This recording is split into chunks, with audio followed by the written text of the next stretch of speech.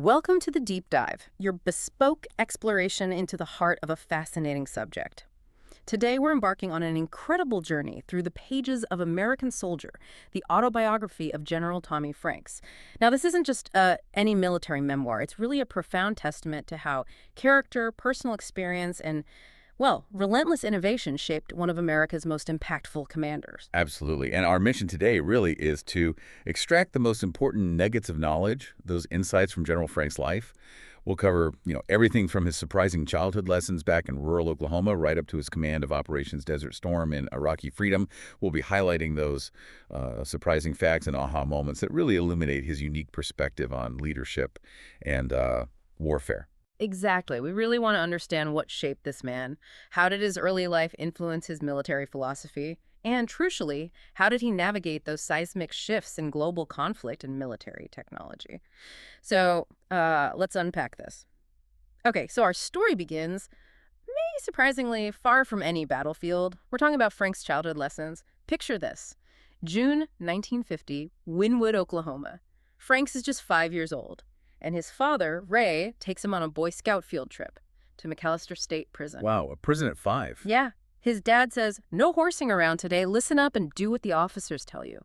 Franks holds his father's hand, walks through these clanging steel doors, sour-smelling corridors, learns about longtime men doing 20 years for serious crimes. Heavy stuff for a kid. Definitely. And at one point, all the boys sit in an electric chair. Franks, too. He felt the smooth wood, the cold metal buckles. He wasn't afraid, he says, but leaving the prison, he learned this profound lesson. A consequence is what follows what you do. Good things, good rewards. Break the law. Pay the price. Right. It's remarkable how early his moral compass started developing. That direct link, actions and results, it's a principle he clearly carried throughout his entire life, his whole career. And it wasn't just his father, Ray. His mother, Lorene, nicknamed Pete. She was small, but clearly a woman of immense strength, perseverance, always supporting his father's ventures. His dad, Ray, had his own brush with consequences, too. Lost half his sight, mangled his hand, hammering explosive caps he found. That idea was deep-rooted. That's a powerful origin story. And you see these flashes of like an entrepreneurial spirit even then, right? And a passion for machinery. He talks about selling Spud Nut donuts door to door after school, his love for motor scooters, then cars. All right, working to earn them. Yeah, worked with his dad at Midland Marine, bought a Cushman Eagle scooter, then another one. But my favorite story from back then has to be the drag racing, the lesson he learned. Run your own race. Know your car, know yourself. He even found that winning too easily caused its own problems, had to learn different tactics. And that connects, doesn't it? Those seemingly simple childhood things highlight his adaptability, his willingness to learn from, anywhere, the racetrack even. You could see that ability to internalize lessons and apply them later. It was there early on. Yeah.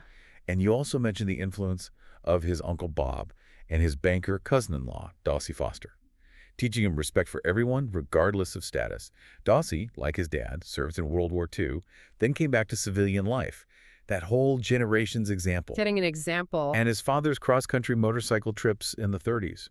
Learning about people. Yeah. He definitely passed that down. So given this incredible future he had, you might be surprised, as you said, that he wasn't exactly a star student at first. Franks struggled at the University of Texas, landed on academic probation, a .5 GPA first semester. 0.5, wow. Yeah, he even described laying out from university as just an excuse to go out and get drunk. It really is quite a pivot from that point, isn't it? Finding his purpose in the Army. He went from being homesick in basic training to really thriving in officer candidate school at Fort Sill. Right. The training was tough. Low-crawling exercises meant to, as he put it, pierce a young honor guard stud's ego. And mastering artillery science, ballistics, projectiles, the intense discipline of fire missions, ordering shells accurately, avoiding friendlies. Learning to see the world in coordinates. Exactly. 6-digit coordinates. Yeah. Commissioned second lieutenant, field artillery, Valentine's Day, 1967. And right around this crucial time, he meets Kathy Carley, the dentist's daughter, in Lawton. Meeting her clearly changed his focus. He stopped cruising bars, he said. Then, before Vietnam, jungle warfare school in Panama. Came back 20 pounds lighter, leech scars, foot fungus. Grueling. Then borrowed money for a ring, raced to Oklahoma State, proposed, and soon after, Tommy Franks was off to war. He arrived in Bin Phuoc, South Vietnam, October 67.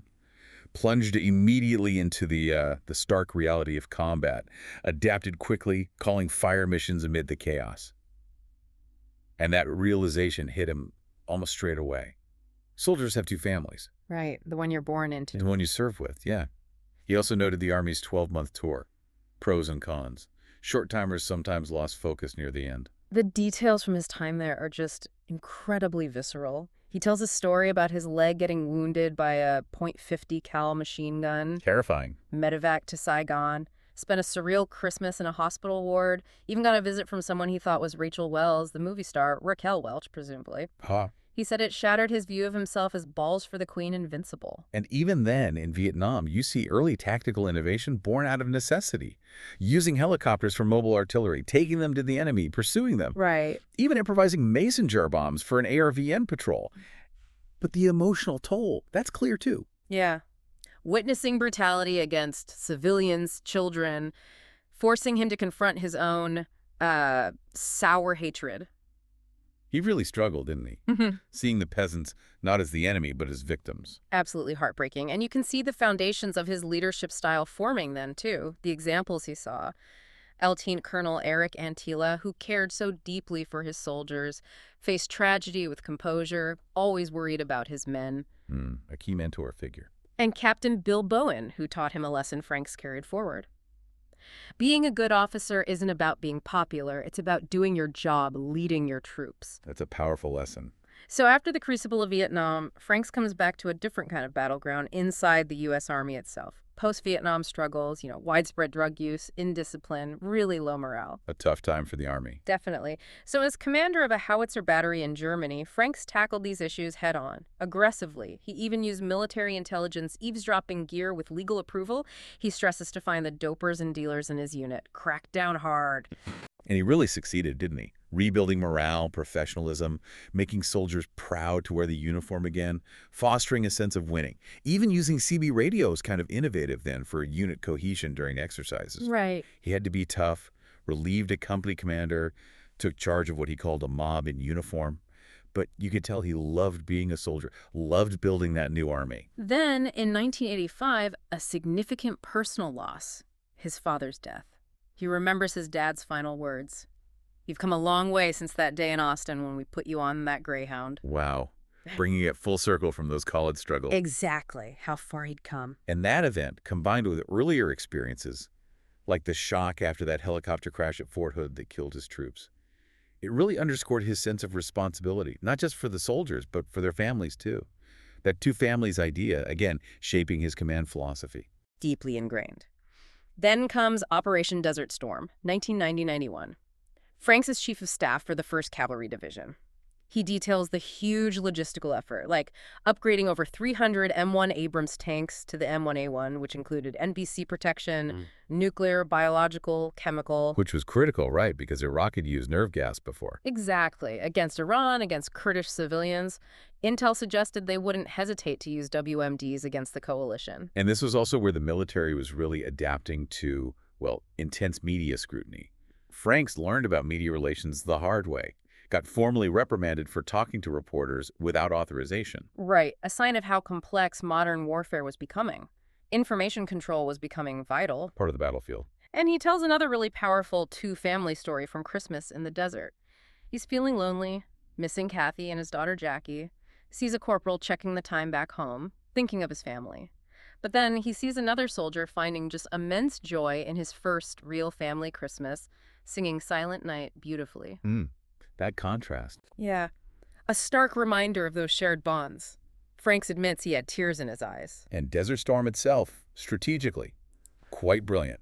That left hook maneuver. Audacious. Swinging wide, hitting the exposed flank, and the combination of air and artillery power was just devastating. 155mm shells, 500-pound bombs, A-10 Warthogs, pounding Iraqi positions. Led to that rapid victory. 100 hours of ground combat. Incredible speed, which leads us into the post-Cold War era and a new challenge. Franks plays this pivotal role as director of the Louisiana Maneuvers, or LAM, task force in the 90s. The goal, shape a leaner but more flexible and lethal fighting force. Right. General Sullivan's directive was clear. Smaller is not better, better is better. Exactly. And Lamb introduced this conceptual leap, adding time as the fourth dimension of warfare. It wasn't just about mass anymore. It was about putting the most effective force at the right place at the right time. Speed and precision. Redefining operational success. So they dove into transforming everything the DTLOM's domains. Doctrine, training, leader development, organizations, material, and soldiers. Yeah. Doctrine shifted massively from Cold War containment, big heavy armor in Europe, to rapid global deployment. That needed new strategies, like prepositioning equipment overseas. Because the 6-month build-up for Desert Storm, too slow for the future. And training. Yeah. They had to get creative with reduced budgets. That meant a huge embrace of digital simulation, virtual reality. For tank crews, Bradley crews, Apache crews. Replicating the chaos, the motion of combat, he said Gulf War vets found it almost too realistic. Wow. And adopting new tech GPS tracking, UAVs, unmanned aerial vehicles. The Army was finally shaking off that not-invented-here mindset, even learning from civilian companies like Schneider Trucking, who pioneered GPS in their trucks. You really saw this transformation in action when Franks commanded in Korea in '96. He oversaw move-and-shoot artillery tactics with the new Paladin howitzers, and using those advanced TPQ-37 firefighter radars, instantly pinpointing enemy artillery, crucial. Game changer. And Franks instilled that old adage, the more you sweat in peace, the less you bleed in war, clearly living that lesson from Captain Bowen. Never forgot it. So, fast forward to April 2000. Franks becomes Commander-in-Chief of U.S. Central Command, CENTCOM. Suddenly in charge of this vast, volatile region. 25 countries, Kenya to Pakistan. A tough neighborhood. His early assessment sums it up. The only certainty in this region is uncertainty. And almost immediately, he's faced with the USS Cole attack, October 2000. Calls it a crime scene. His response, move to the sound of the guns. Flies to the region, leads from the front, and fiercely defends his naval commanders against criticism, leaked intel suggesting warnings were missed. Franks was adamant. He stated he never received a single operational recommendation or a single page of actionable intelligence from Richard Clark about al-Qaeda targets. Setting the record straight. Then comes the morning of September 11, 2001. Franks watches it unfold on CNN, the second plane hitting the South Tower. Unimaginable. His response was immediate, decisive. Crisis action team established. Force protection level Delta ordered for CENTCOM. Recognized it instantly. Obvious act of war. And that triggered the immediate strategic shift. The decision to go after al-Qaeda in Afghanistan with clear goals. Destroy al-Qaeda and remove the Taliban regime. And Franks' philosophy was so clear, so direct. America will do nothing unless we intend to do something. You know, half measures. He called the Afghanistan campaign a revolution in warfighting. And it really was groundbreaking, combining the most advanced tech, Tomahawks, JDAMs, stealth bombers, laser designators, with, well, primitive elements. Right, the Northern Alliance on horses, donkeys, using old Russian tanks. He saw the tech leveraging their courage to liberate their own country. And throughout, Franks kept this critical focus on minimizing collateral damage, famously saying, we don't want to see a lot of dead non-combatants on CNN or on Al Jazeera, understanding that information war aspect. Absolutely. And emphasizing the crucial role of Special Operations Forces, Green Berets, SEALs with their war winner combat air controllers, guiding those precision strikes. But he also faced those internal challenges, right? The turf battles back in Washington with the service chiefs. Yeah, frustrating for him. He gave them that blunt message in the tank. No operation that is totally satisfying to any one service is truly a joint operation. Telling it like it is. He even offered his resignation to Secretary Rumsfeld at one point, frustrated by delays getting special forces in due to weather technical issues. But despite that friction, Operation Anaconda, March 2002. That was an unqualified and absolute success. Destroyed the last al-Qaeda sanctuary, a major joint operation. So impactful, Franks admitted he cried after that battle. Wow, holding it in until it was over, like his mentor, Antila. Exactly. So as the focus inevitably shifts, Franks starts planning for Iraq, Operation Iraqi Freedom. He quickly saw the existing plan, O-Plan 1003, basically Desert Storm 2nd, was just wrong for the situation. Yeah, too big, too slow, and out of date, he called it. So how do you achieve the objectives with fewer troops, but faster? That led to the new concepts, generated start and running start, emphasizing speed, flexibility over just size. And that involved incredibly delicate diplomacy, securing access, overflight, basing from allies like Kuwait, Jordan, the Gulf states. while dealing with Turkey ultimately saying no to hosting a major ground force. Right, complication. And to keep Saddam Hussein guessing, they used a pretty sophisticated military deception plan, feigning a big airborne assault into northern Iraq, trying to draw Iraqi forces away from Kuwait. Clever. Then, March 18, 2003, President Bush issues the ultimatum. Saddam and his sons, 48 hours to leave. Operation Iraqi Freedom launches fast. G-Day, the ground attack, actually moved up nearly 24 hours ahead of A-Day, the air attack. Why the change? Intelligence about Iraqi oil well fires starting. With her. They had to move.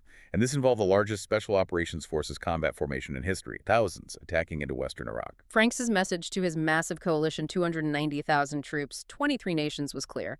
Objectives: disarm Iraq, liberate its people, humanitarian aid, protect civilians, help Iraqis build a future of their own. And the tech supporting this was incredible. That network-centric HQ, building #217, thousands of miles of cables, blue force tracking systems using GPS, seeing everything in real time. A huge leap in situational awareness. Absolutely. Reduced friendly fire, allowed rapid adaptation. Plus, PSYOP leaflets dropped everywhere telling Iraqis their air defenses were useless, trying to demoralize them, deter WMD use. The war kicks off with that decapitation strike on Dora Farms. 2 F-117s dropping bombs so accurately they almost collided. Precision. But battle damage assessment, BDA, was still a challenge, relying on imagery. Franks kept pushing, speed kills the enemy. Get inside their decision cycle. Keep Saddam guessing. Then came the unexpected challenge. The Fedayeen, those fanatical, irregular forces emerging from the south. Not part of the original plan. No. Franks' counter was, well, brutal, but effective. Targeting their gathering points, Ba'ath Party offices, Mukhabarat HQs with PGMs, precision-guided munitions. His order, PGMs only. Hit them when the puddles are biggest. His thinking. Better to fight them on the highways than in Baghdad. A tough call. Then came that massive sandstorm. The media narrative instantly flipped. Bogged down, stalled. Yeah, I remember that coverage. But Franks reveals he actually used it. Saw the negative press as good deception, keep the enemy confused. While knowing his forces were actually on plan, even ahead of plan, continuing to hammer the Republican Guard from the air. Playing the media game. And then, something really disturbing.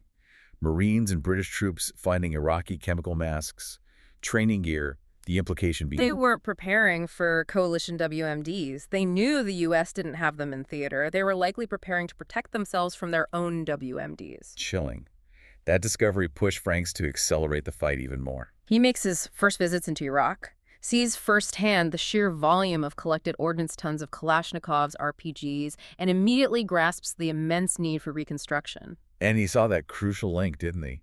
Between civic action and security. Arguing forcefully, there could be no security without civic action. Jobs, power, water, hospitals. Yeah. That's the path to peace. He also noted that initial distrust among Iraqi tribal leaders at the first governing council meeting. Still nervous, not quite believing Saddam is gone yet. Understandable, really. Franks concluded the campaign itself was unique in military history because of that unprecedented speed. Crippling the Republican Guard from the air so fast, the global public didn't fully grasp the savage fighting that had occurred. And a vital post-war detail came from Kay's Iraq Survey Group report, October 2003.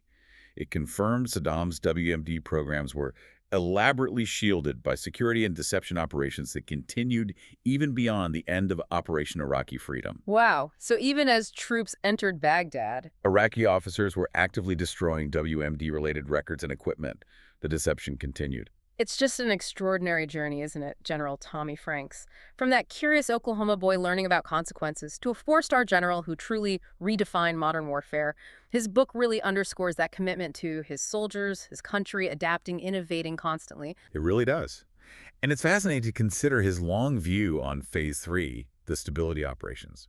Remember, back in September 2001, planning for Afghanistan, he told the White House that phase could last 5 years. 5 years back then. And by 2004, looking back, he said, basically, we're still on that timeline in Afghanistan, and we can expect about the same in Iraq. It highlights those immense ongoing challenges of post-conflict stabilization that, frankly, we're still grappling with today. A sobering thought. And as we wrap up this deep dive, maybe reflect on Franks' concern about what he called the Madrid effect. The idea that terrorists could influence politics through inflicting casualties, like the train bombings in Spain. A dangerous precedent. And his belief that the ultimate solution to extremism isn't just military might, it's about building a productive future for the youth, a future rooted in achievement and tolerance.